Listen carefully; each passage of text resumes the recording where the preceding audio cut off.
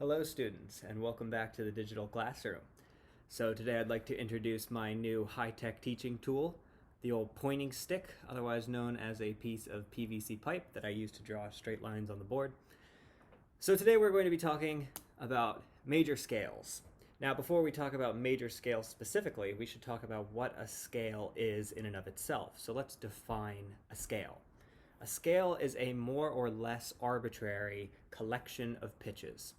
And I say more or less arbitrary because some scales, if I want to make up a new scale, I can do that. I can pick pitches at random and create a scale out of that. And in the 20th century, they do more or less random. They'll make up their own scales.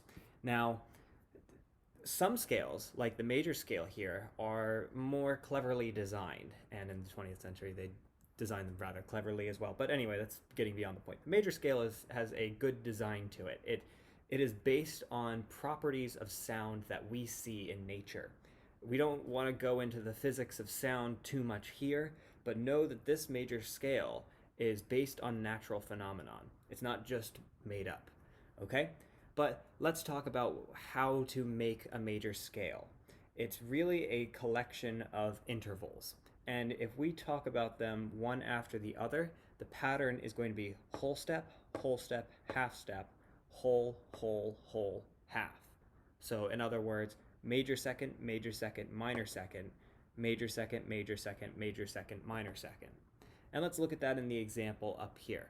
So I'm starting on the pitch C. And if we go a whole step up from C, we get the pitch D. If we go a half step up from D, if we go a whole step up from D, we get E. Half step from E is F, whole from F is G, whole from G is A, whole from A is B, and a half from B is C. Okay? So with just this pattern here, whole, half, half, you can build any major scale. All you need is the starting pitch. Now you'll notice that I have included every single letter name, A through G, A, B, C, D, E, F, G. And I include each one only once, except for the very first one. And that makes more sense if you hear the major scale. So this scale will probably be pretty familiar to you. You'll recognize it when you hear it. I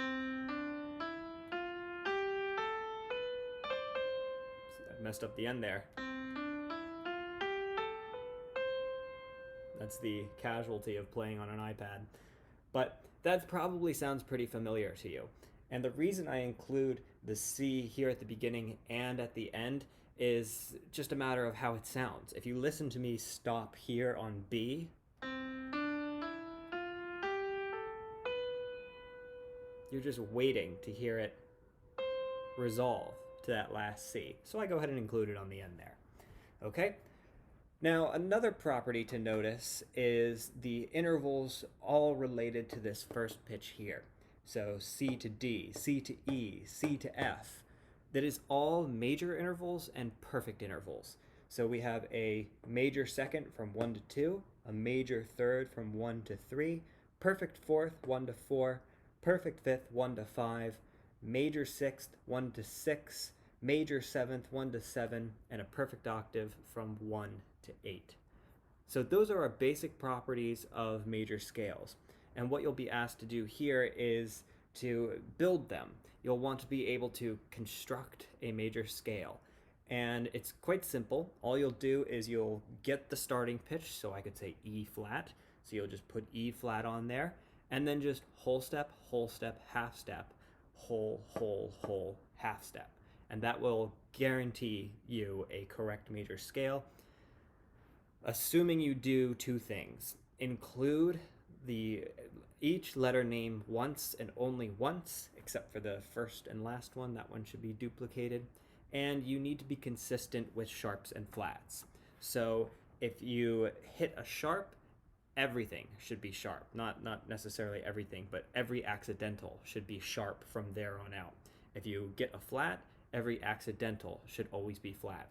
So if I do that in an example here, let's do E flat really quickly.